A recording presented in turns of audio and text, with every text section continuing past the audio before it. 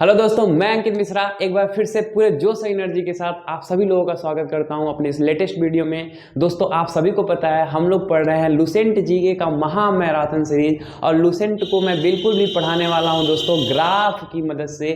सब कुछ जो है ग्राफ पे रहेगा, सब कुछ जो है सबका फ्लो चार्ट रहेगा। उसकी सहायता से हम पूरी लुसेंट के एक एक फैक्ट को रट रहे हैं और हम समझ रहे हैं। एक्चुअली हम रट नहीं रहे हैं, क्या कर रहे हैं, समझ रहे हैं, और उसका पिक्चर जो है हम अपने दिमाग में क्रिएट कर रहे हैं। और सारी लुसेंट मैं आपको इसी तरह से पढ़ाने वाला हूं। तो आज की भी वीडियो में दोस्तों बहुत ही मजा आने वाला है। अंत तक वीडियो को जरूर देखिएगा, और वीडियो के अंत में जो भी मैं आज पढ़ाऊंगा उसका अंत में जो 10 सेकेंड रहेगा उसमें उसके नोट्स भी रहेंगे। तो आप अंत में जरूर वीडियो देखिएगा ताकि आपको नोट्स भी जो है उसके मिल जाए। दोस्तों, आज हम लोग पढ़ेंगे इतिहास के स्रोत के बारे में कि इतिहास का स्रोत क्या है। दोस्तों, कल की वीडियो में बात किया था हमने कि किसी भी देश में इतिहास का विभाजन क्यों होता है। तो दोस्तों, आपको पता है कि किसी भी देश में इतिहास के विभाजन के 3 मेजर बड़े बड़े कारण होते हैं। पहला कि वहाँ के समाज में थोड़ा बहुत बदलाव आएगा। दूसरा जो होता है दोस्तों, वहाँ की अर्थव्यवस्था थोड़ी बहुत बदल जाएगी।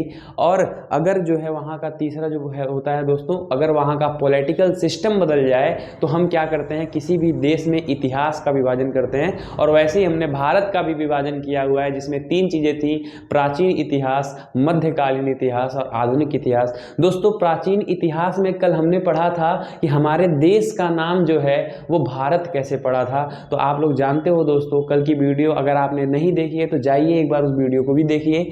आपका नाम भारत कैसे पड़ा था, देश का नाम, तो महाकाव्य और पुराण में भारतवर्ष की चर्चा की गई है। ठीक है, यहाँ बताया जाता था कि जो है हमारे देश में एक भरत नाम के राजा हुआ करते थे और उनका एक किला हुआ करता था। वो जो है इस देश पे राज करते थे और उन्हीं के नाम से जो है हमारे देश का नाम पड़ गया भारत। ठीक है दोस्तों, दूसरा जो है हमने आपको बताया था, उसमें मैं थोड़ा रिवीजन कर रहा हूँ ताकि जो है चीज़ें आपकी जो है फ्रेश हो जाएं।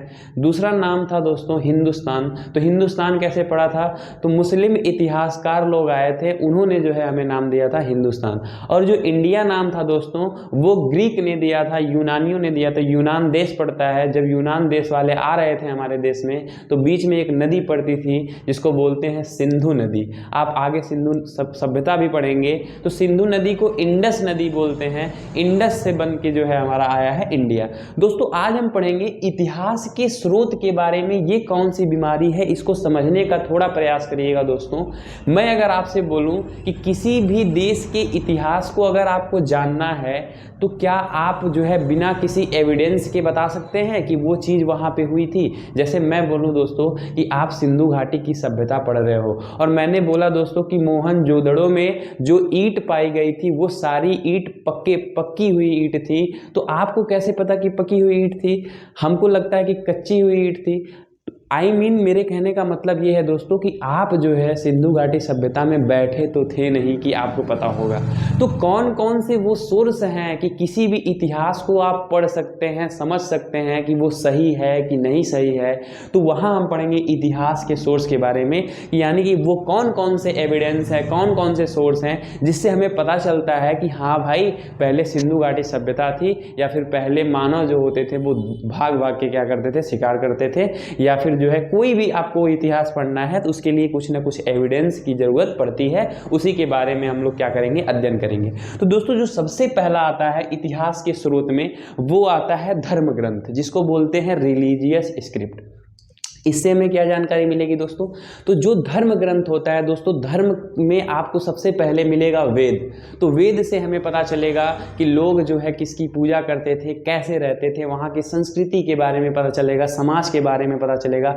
वेद में सारी चीज़ें ही लिखी होती हैं। ठीक है, उसके बाद दोस्तों हम पढ़ेंगे बुद्ध धर्म के बारे में। दोस्तों पढ़ेंगे कि महात्मा बुद्ध का जन्म हुआ, कैसे जो है उन्होंने अपना एक धर्म बनाया। सारी चीज़ें महात्मा बुद्ध के बारे में पूरा डिटेल पढ़ेंगे धर्म ग्रंथ में। और उसके बाद दोस्तों जैन धर्म के बारे में पढ़ेंगे, यानी कि धर्म एक ऐसा चीज है जिससे हमें पता चलता है कि पीछे के लोग कैसे थे, वहाँ की संस्कृति कैसी थी, और हमें ये पता चलता है कि जो भी हम इतिहास पढ़ते हैं वो सच है कि नहीं सच है। किससे पता चलता है? धर्म ग्रंथ से। दूसरा है दोस्तों ऐतिहासिक ग्रंथ। तो ऐतिहासिक ग्रंथ दोस्तों जो है वो कुछ और नहीं है, वो किताब है। इतिहास की जो सारी किताबें होती हैं उसको बोला जाता है ग्रंथ, यानी कि ऐतिहासिक ग्रंथ। एक्चुअली ग्रंथ मीन्स क्या होती है? किताब होती है। धर्म धर्म ग्रंथ मतलब धर्म की किताब हो गई, जैसे वेद हो गया, ऋग्वेद हो गया, आपका वेदांग हो गया, उपनिषद हो गया, जितने भी आते हैं आपके सारे धर्म ग्रंथ होंगे, धर्म की किताब हो गई। ऐतिहासिक ग्रंथ मतलब दोस्तों होता है इतिहास की किताबें। अब बहुत सारी किताबें, जैसे दोस्तों अर्थशास्त्र, अर्थशास्त्र में आपको इतिहास के बारे में नॉलेज मिलता है कि वहाँ की संस्कृति कैसी थी, सारी चीज़ें मिलती हैं। आपने एक पढ़ा होगा कि कश्मीर का इतिहास किसमें मिलता है दोस्तों, राज तरंगणी में। राज तरंगणी में जो है कल्हड़ के द्वारा लिखा गया है, उसके बारे में अध्ययन करेंगे कि उसमें कश्मीर का इतिहास मिलता है। और बहुत सारी है, अष्टाध्यायी है, उसके बाद जो है दोस्तों महाभाष्य है, पतंजलि के द्वारा लिखा गया है। तो जितनी भी इतिहास की किताबें होती हैं उसको हम बोलते हैं दोस्तों हिस्टोरिकल स्क्रिप्ट या फिर ऐतिहासिक ग्रंथ। तो ये वो एविडेंस हैं, वो चीज़ें हैं जिससे हमें पता चलती है कि इतिहास में कोई चीज़ हुई है, सत्य है कि नहीं सत्य है। ये सारी चीज़ें कहाँ से पता चलती है, इतिहास के स्रोत से पता चलती है। तीसरा जो है दोस्तों वो है विदेशियों का विवरण। अब देखिए दोस्तों, जो विदेश में लोग आते थे, विदेश के लोग जो हमारे देश में आते थे वो क्या करते थे, किताबें लिखते थे। जैसे मान लीजिए कोई राजा जो है यहाँ पे भेजा किसी राजदूत को, तो वो राजदूत आया, 1 साल रहा, 2 साल रहा, तो 1 साल 2 साल रह करके वो एक किताब लिख देता था। और बताया जाता है दोस्तों कि जो विदेशी यात्रियाँ हुआ करते थे, जो विदेशी यात्री हुआ करते थे, वो कभी गलत नहीं लिखेंगे। आप खुद ही सोचिए कि वो अगला जो है दूसरे देश से अपने देश में आएगा तो यहाँ के बारे में हमेशा जो भी लिखेगा वो सही ही लिखेगा, मतलब ज़्यादा बड़ाई नहीं करेगा, जो सत्य रहता है वही लिखता है। क्योंकि आप दूसरे के घर जाओगे तो आप जो सच्चाई रहेगी वही ना बताओगे, ऐसा नहीं कहोगे कि वो खराब है या फिर उनका घर जो है अच्छा नहीं है या उनका घर जो है खराब है। तो जो विदेशी होते हैं यहाँ पे सबसे इम्पोर्टेंट एविडेंस यहाँ से हमको जो है बहुत सारी जानकारियाँ मिलती है। जो विदेशियों का विवरण है यानी कि जो रिकॉर्ड ऑफ फंड, तो बहुत सारे विदेशी आएंगे हमारे देश में, किताबें लिखेंगे और उससे हमें पता चलेगा कि इतिहास में कुछ कुछ हुआ था। ठीक है, उसके बाद दोस्तों जो लास्ट है दोस्तों वो है पुरातत्व संबंधी साक्ष्य यानी कि आर्कोलॉजिकल एविडेंस। दोस्तों आर्कोलॉजिकल एविडेंस का मतलब ये है कि जैसे आपको खुदाई हो रही थी, सिंधु घाटी सभ्यता जब भी मिला था हमें, तो क्या होता था कि पंजाब में खुदाई हो रही थी किसकी, रेलवे स्टेशन की। तो रेलवे स्टेशन मतलब रेलवे लाइन बिछाई जा रही थी, तो खोद रहे थे जब, हमें क्या मिला, ईंट मिला, तो उसको भी हम क्या बोलेंगे, आर्कोलॉजिकल एविडेंस। यानी कि ईंट मिला, आपका क्वाइंस मिल गए, उसमें जो है कुछ बर्तन मिल गए टूटे फूटे, घर मिले जब खोदा गया। तो जितने भी ये एविडेंस मिलते हैं इन सभी चीज़ों से भी हमें क्या पता चलता है कि इतिहास वाकई में होता है। इतिहास को किसी ने देखा नहीं है दोस्तों, इतिहास क्या है, इमेजिन है, इसको हम क्या कर सकते हैं, कल्पना कर सकते हैं। और हाँ, उसके स्रोत से हम पता कर सकते हैं कि इतिहास में क्या क्या सच्चाई है और क्या क्या गलत है। किसी ने इतिहास को देखा नहीं है दोस्तों। तो हम लोग पढ़ लिए इतिहास के स्रोत, इसको जो है 4 पार्ट में जो है डिवाइड किया गया है। ये भी पहले ही पेज पे है, लूसेंट के, ध्यान से पढ़ेंगे आपको सब कुछ मिलेगा। ठीक है, अब हम पढ़ेंगे दोस्तों इतिहास के स्रोत में सबसे पहले पढ़ेंगे धर्म ग्रंथ के बारे में। धर्म ग्रंथ में आएगा आपका वेद आएगा, वेदांग आएगा, उपनिषद आएगा, जितनी भी सारी चीजें होती हैं पहले मैं उसको लिख देता हूँ जो भी आएगा। और ऐतिहासिक ग्रंथ में क्या क्या पढ़ना है वो मैं सारी चीजें आपके बोर्ड पे लिख रहा हूँ। इसका आपको स्क्रीनशॉट लेना है तो ले लीजिए। और अंतिम में 10 सेकेंड जो भी वीडियो आएगा उसमें नोट्स रहेंगे, तो नोट्स को जरूर देखिएगा दोस्तों, इसका स्क्रीनशॉट आप ले सकते हैं। हाँ तो दोस्तों अब हम लोग देखते हैं कि हमें जो है धार्मिक और ऐतिहासिक ग्रंथ में क्या क्या पढ़ना है। हमने आपके लिए फ्लो चार्ट बना दिया है दोस्तों, 1 से लेकर 6 के पेज के बीच में हमें क्या क्या पढ़ना है वो फ्लो चार्ट आप एक बार देख लीजिए। उसके बाद जो है हम क्या करेंगे, स्टार्ट करेंगे जहां से भी हमें पढ़ना होगा। ठीक है दोस्तों, देखिए धार्मिक और ऐतिहासिक ग्रंथ को हमने डिवाइड कर दिया है। धार्मिक ग्रंथ में क्या क्या पढ़ना है आपको और ऐतिहासिक ग्रंथ में क्या क्या पढ़ना है आपको पता चल गया होगा दोस्तों। धार्मिक ग्रंथ क्या है, धार्मिक ग्रंथ में क्या क्या पढ़ना है हमें, देखिए पहला जो है आपको क्या पढ़ना है दोस्तों, वेद। क्या पढ़ना है, वेद, यानी कि वेद को हम पढ़ेंगे। वेद कितने प्रकार के होते हैं, वेद 4 प्रकार के होते हैं, ऋग्वेद, सामवेद, यजुर्वेद, अथर्ववेद। ठीक है दोस्तों, अब पढ़ेंगे हम ऋग्वेद के बारे में कि ऋग्वेद में क्या क्या चीजें हैं। तो ऋग्वेद में आपको पता होगा दोस्तों 1028 सूक्त हैं, 10,462 ऋचाएं हैं और आपका 10 मंडल है। और किस मंडल में क्या क्या जो है उल्लेखित है ये सारी चीजें हम जो है अध्ययन करेंगे। तो बिल्कुल भी आप घबराइए नहीं, एकदम स्टेप बाय स्टेप चीज़ों को हम लोग पढ़ने वाले हैं। देखिए ये जो खाका है ये लूसेंट में नहीं मिलेगा। ठीक है, इस खाके से ये पता चलेगा कि हम क्या चीज़ कब कहाँ पढ़ रहे हैं। जैसे हम वेद जब देखिए स्टार्ट करेंगे, हम कल से वेद पढ़ेंगे, वेद के बारे में, ऋग्वेद, यजुर्वेद, सामवेद, अथर्ववेद, उसका पूरा पोस्टमार्टम करेंगे दोस्तों। एक एक पॉइंट, एक एक फैक्ट जो लूसेंट में दिया गया है, एक भी फैक्ट छोड़ना नहीं है, बस इतना जान लीजिए आप लोग, ठीक है। तो एक एक फैक्ट पढ़ेंगे वेद के बारे में। उसके बाद दोस्तों हम पढ़ेंगे ब्राह्मण ग्रंथ के बारे में। जितने भी वेद हैं दोस्तों, उन सभी के ब्राह्मण ग्रंथ हैं। ब्राह्मण ग्रंथ क्या होता है, आप लोग पहली बार नाम सुन रहे हैं तब कोई बात नहीं, मैं जब पढ़ाऊंगा ब्राह्मण ग्रंथ सारी चीजें क्लियर हो जाएंगी, और बिल्कुल ऐसे ही फ्लो चार्ट की तरह आप लोग पढ़ेंगे, बिल्कुल घबराइए नहीं दोस्तों। पुराण, पुराण क्या होता है, मत्स्य पुराण क्या है, जो है आपका बहुत सारे पुराण हैं, उसके बारे में स्टडी करेंगे आप लोग, ठीक है दोस्तों। उसके बाद आता है वेदांग, तो वेदों से ही मिल करके क्या बना है, वेदांग बना है, उसके बारे में स्टडी करेंगे दोस्तों। उपनिषद क्या होता है, स्मृति ग्रंथ क्या होता है दोस्तों, धर्म सूत्र क्या होता है, आरण्यक करेंगे, ठीक है। अब देखिए दोस्तों, यहां से जो है आपका वेद से लेकर के आरण्यक तक ये सब क्या है दोस्तों, इसको बोलते हैं वैदिक लिटरेचर। क्या बोलते हैं, वैदिक लिटरेचर, यानी कि आपका बोलेंगे वैदिक साहित्य। कैसा साहित्य है दोस्तों, ये वैदिक साहित्य है। यानी कि आपको वैदिक साहित्य मतलब जो हिंदू धर्म से रिलेटेड है उसको हम वैदिक साहित्य बोलते हैं। उसके बाद हम पढ़ेंगे जैन साहित्य, ठीक है दोस्तों। क्या पढ़ेंगे, नवा जैन साहित्य, यानी कि जैन साहित्य में क्या क्या चीजें हैं वो पढ़ेंगे। फिर हम पढ़ेंगे दोस्तों बौद्ध साहित्य पढ़ेंगे। बौद्ध साहित्य में हम महात्मा बुद्ध की पूरे जीवन परिचय के बारे में पढ़ेंगे। महात्मा बुद्ध ने कैसे कैसे जो है सारी चीजें अपना फैलाया, धर्म, सारी चीजें इसमें अध्ययन करेंगे। कौन सी इंपॉर्टेंट किताब होती है जो है बौद्धिस्ट में। और जैन धर्म में जो है हम पढ़ेंगे महावीर स्वामी के बारे में, उनकी कौन सी किताब जो है। तो सारी चीजें जो है पूरे डिटेल में अध्ययन करने वाले हैं, तो बिल्कुल घबराने की जरूरत नहीं है, एकदम लगे रहिए अंत तक। और अंत में जो है इसके नोट्स जो भी रहेंगे, सारे नोट्स अंत में 10 सेकेंड में शो होंगे, तो 10 सेकेंड में आप लोग पॉज करके उसे नोट कर लीजिएगा दोस्तों। अब हम पढ़ते हैं दोस्तों ऐतिहासिक ग्रंथ में हमें क्या क्या पढ़ना है, एक बार देख लेते हैं दोस्तों। पढ़ना है अर्थशास्त्र के बारे में। अर्थशास्त्र जो है वो एक इतिहास की किताब है, और किसने लिखा है दोस्तों, उसको कौटिल्य ने लिखा है। तो अर्थशास्त्र में क्या क्या चीजें हैं, क्या क्या इंपॉर्टेंट है, सारी जो जो लूसेंट में लिखा गया है, लूसेंट से बाहर नहीं जाना है, लूसेंट से एक भी वर्ड बाहर नहीं जाना है दोस्तों, और लूसेंट का एक भी वर्ड छोड़ना भी नहीं है। ये ध्यान जो है आप कान में जरूर डाल लीजिए, ठीक है। राजतरंगिणी, राजतरंगिणी जो है पूरा कश्मीर का इतिहास लिखा हुआ है। तो राजतरंगिणी किसने लिखा था, कैसे लिखा गया, सारी चीजें जितना भी होगा लूसेंट में सब कवर करेंगे दोस्तों। चचनामा जो है वो अली अहमद का है। अष्टाध्यायी, अष्टाध्यायी पाणिनि का है। ये जो अष्टाध्यायी किताब है वो सबसे पहले जो है व्याकरण की किताब थी, संस्कृत में लिखी गई थी और व्याकरण की किताब थी। तो सारी चीजें हम इससे इंपॉर्टेंट अध्ययन करेंगे। गार्गी संहिता जो है कात्यायन के द्वारा लिखी गई है किताब। महाभाष्य जो है वो पतंजलि मुनि जो है, जो योग के क्या हैं, योग के निर्माता हैं, जिन्हें पतंजलि मुनि बोला जाता है, उनके द्वारा लिखा गया है महाभाष्य। तो ये सारी चीजें दोस्तों हम पढ़ेंगे। तो सबसे पहले कहाँ से स्टार्ट करेंगे दोस्तों, वेद से। वेद क्या है, सारी चीजें देखते हैं एक बार। इसको आप स्क्रीनशॉट ले लीजिए, ये फ्लो चार्ट है।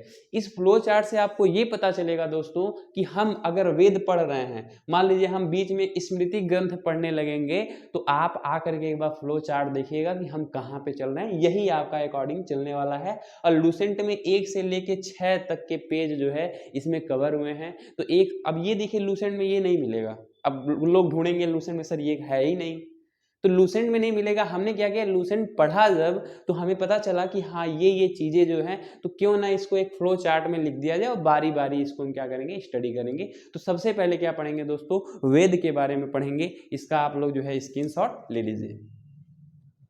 तो दोस्तों हम लोग पढ़ते हैं वेद के बारे में। वेद का जो है हम पूरा पोस्टमार्टम करेंगे। वेद में जितने पॉइंट होते हैं सारे पॉइंट को हम लोग देखेंगे।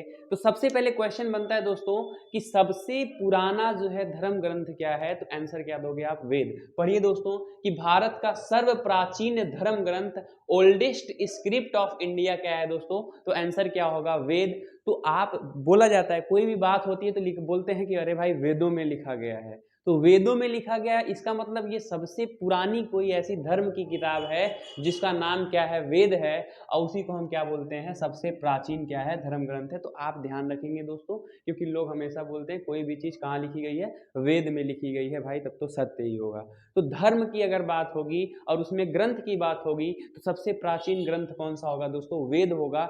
आपको रटना नहीं है दोस्तों, समझना है और चीजों को लिंक करके जो है इमेजिन करके चीजों को याद करना है। संकलन करता इसके कौन है, इसके कंपाइलर कौन है दोस्तों, तो वो है महर्षि कृष्ण द्वैपायन व्यास जी।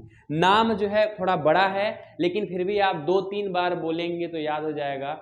कंपाइलर होता क्या है दोस्तों, पहले ये समझिएगा कि संकलन करता किसे कहते हैं। ये रचयिता नहीं है, वेद के रचयिता नहीं है महर्षि कृष्ण द्वैपायन व्यास जी। ये क्या है, संकलन करता है। संकलन करता मैं आपको समझाता हूं दोस्तों। संकलन करता वो होता है, जैसे मान लीजिए मैंने 4 लोगों की टीम बना दी। अब 4 लोगों में से कुछ ने जो है कुछ पढ़ा, कुछ लिखा। मान लीजिए ABCD 4 लोग हैं, A ने कुछ पढ़ा, बी ने कुछ पढ़ा, सी ने कुछ पढ़ा और डी ने कुछ पढ़ा। सब लोग आ करके हमें जो है सब बताएं, सब अपना पढ़ा हुआ बता दिए हमें। अब हमने क्या किया, हमने उन सभी लोगों से ले करके हमने एक किताब लिख दी, तो हम क्या बोलेंगे, हम रचयिता नहीं बोलेंगे, क्योंकि उसमें योगदान तो उन चारों का भी है। तो हम क्या बोलेंगे कि हम क्या हैं, उसके संकलन करता है। संकलन मतलब होता है इकट्ठा करके लिखी हुई चीज को क्या बोलते हैं, संकलन करता बोलते हैं। तो वेद रचयिता नहीं है, वेद के क्या है, संकलन करता है। कौन है दोस्तों, महर्षि कृष्ण द्वैपायन व्यास जी। तो आप जो है इसको याद रखिएगा। सबसे पहला क्वेश्चन पूछा जाएगा दोस्तों कि जो हमारे भारत का सबसे प्राचीन धर्म ग्रंथ कौन सा है, तो वेद है। दूसरा क्वेश्चन पूछा जाएगा आपसे कि जो है इसके संकलन करता कौन है, तो महर्षि कृष्ण द्वैपायन व्यास जी हैं। ठीक है दोस्तों।